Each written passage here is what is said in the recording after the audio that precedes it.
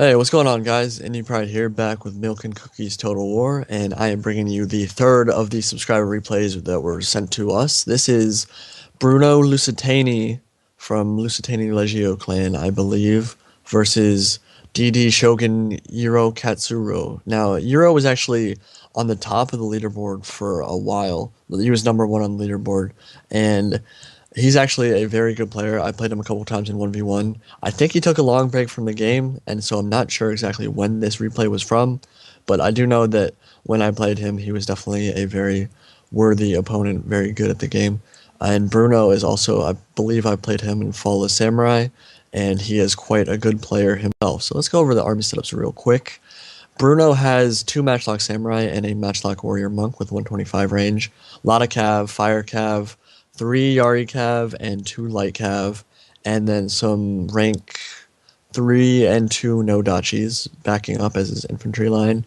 And now Hiro Katsuro has a very interesting army setup that I like a lot, actually. He has very elite, he's very on the elite side of the spectrum. Most of his units are rank 8 or 9, but he has 2 bows, and I actually really like that idea on this map. Now, I've said before, bows aren't fantastic in the metagame right now, but there are certainly maps where they can be very, very effective. And these bows have 200 range, a Daikyu Samurai, and a Bow Warrior Monk. And on Kurobe Gorge, which is actually, I think, a really cool map, they can absolutely be devastating because Euro's going to set up on top of this hill and then move down to the other side of the river and just dare Bruno to attack across it. And with that 200 range advantage, he's going to be able to do a lot of damage to matchlocks and no dachis before they get into melee combat. So for his infantry line, he has a Naginata Samurai, level 8 with Bonsai. He has 2 Naginata Warrior Monks with Bonsai and a Yari Samurai. And he has a melee gen with the legendary Tenga Oaken Sword equipped. So 36 attack on that melee gen. Devastating unit that also has a bow as well. And up in front of everything, he has a Matchlock Warrior Monk. And I forgot to mention that for Bruno, he has a Wako Raider over by the Sword Dojo. So let's get into this replay and press play now. And I think both setups are actually really good for this map. Certainly, Yuro Katsuro has the ranged advantage with the 2 200 range bows and the Matchlock Monk.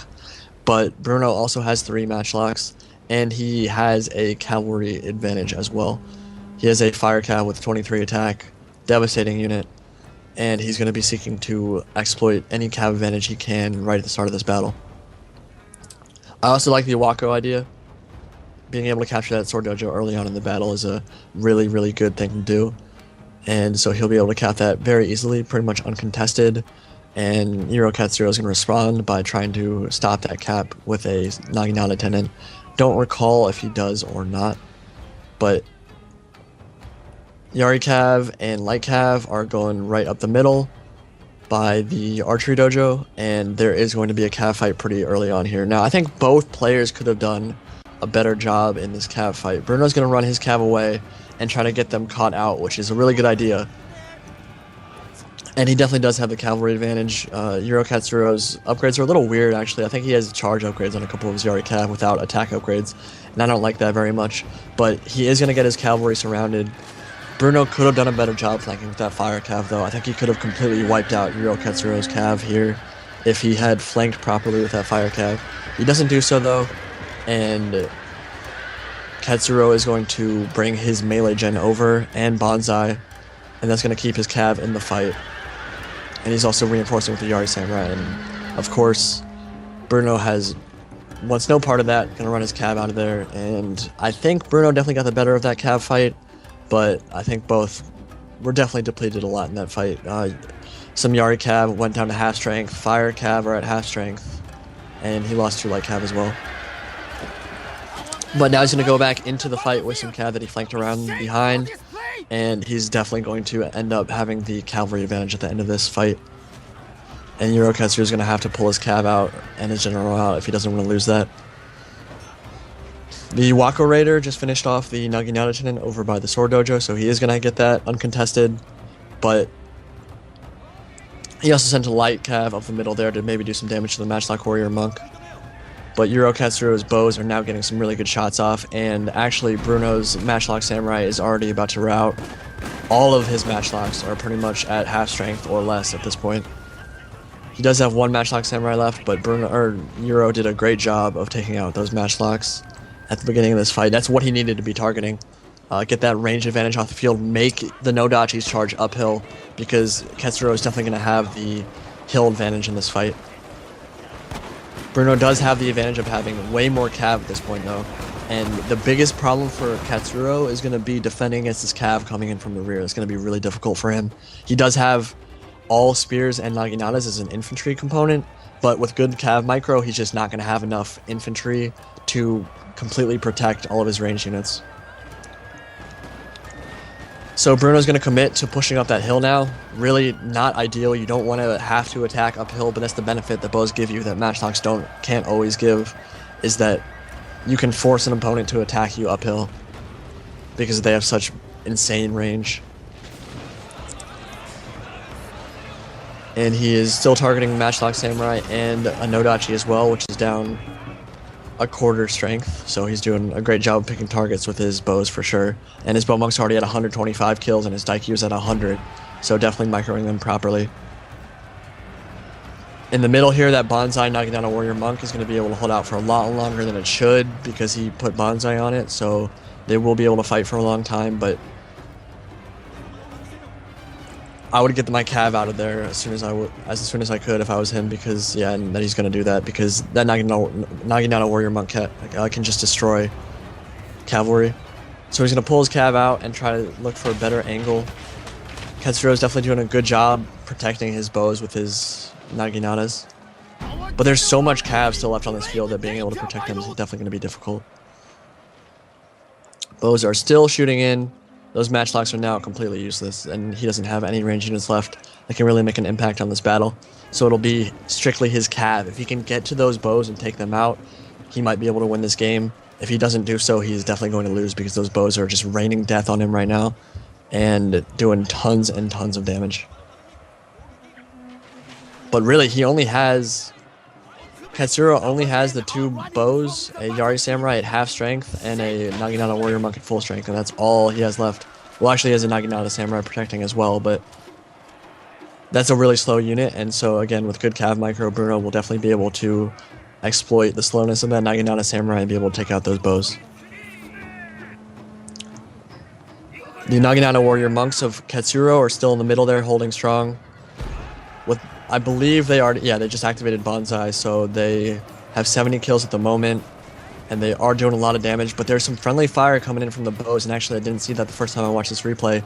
He's friendly firing a lot with his bows, and those Naginata Warrior Monks just cannot resist arrows at all, so they're going down pretty fast. And actually they're only at 44 men with 83 kills, so considering that they cost about 1400 Koku, 80 kills is not getting our money's worth out of that. And finally, Bruno has an opening now. He's going to be able to get his Yari Cav into the Daikyu Samurai and take that out. And the bow monks are pretty out of position as well, so this Naginata Samurai might be able to catch up to them and do some damage. Battle's definitely far from over though. Naginata Warrior Monks for Katsuro wavering, but they are going to hold in the battle a little bit longer. And Bruno's going to push in from the side with a no-dachi. And really, it's going to be entirely up to this Naginata Samurai with Bonsai. If they can't hold long enough, it just activated Bonsai, but if they can't hold long enough for those bows to do some damage, he's not going to be able to win this game. And no-dachis and Naginata Samurai together should be able to clean up the remaining Naginata for Katsuro. And yeah, Yari Cav is coming in from the rear now. There's no units left that can take out that Yari Cav. And Bruno's pretty much pushing in for the kill now. And Katsuro will not be able to pull this one out, unfortunately. Although I think he played pretty well. Bruno did a great job of attacking someone who was in a better position than him. He did a good job attacking from the flanks and getting his cav in behind, doing damage with that. And while I think Katsuro's army setup was definitely interesting and maybe even better suited for this map, I think with a superior micro, Bruno was able to surround him and clean up a battle that really he wasn't in a great position to win. So that is that replay. We're going to go to the stat screen, go over that in a few minutes, and I will see you there. All right. So one thing I think Bruno did really well at battle was pushing that cav advantage early. He noticed that Katsuro had two really expensive, about like 1500 Koku bow units, and so he knew that he was going to have the advantage somewhere, and that advantage was definitely in the cav department.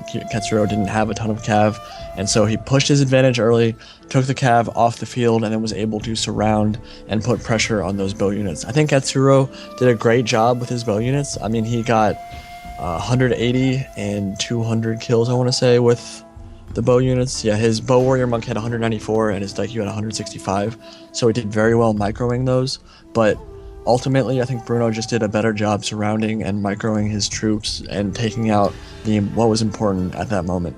He wasn't able to get to those bows as soon as he wanted to, and that was again due to Katsuro's good micro of his bows and his spear units. But yeah, overall I think both players did very well in pushing their advantages. Katsuro did a great job of setting up on that hill and trying to prevent himself from being surrounded completely and getting his bows killed early on, which would have made that battle very one-sided if his bows had gone early, but he protected them well. Bruno's Nodachis and infantry weren't... he had one Nodachi that did very well, 150 kills, but for the most part it wasn't the infantry that won him that battle, it was the cav. And then again, for Katsuro, his bows were really the game changers in that. His infantry was level 9, most of it was level 9, and they didn't do quite as well as I think he would have liked, especially considering the positioning he was at. He got downhill charges, and he had the uphill advantage for most of his infantry, but they still didn't quite do as well, I think, as they probably should have. That bonsai certainly helped him out, but it just wasn't enough. And overall, I thought it was a really exciting battle. Hope you guys enjoyed it. And again, we will be bringing you some more subscriber replays soon. So I will talk to you later.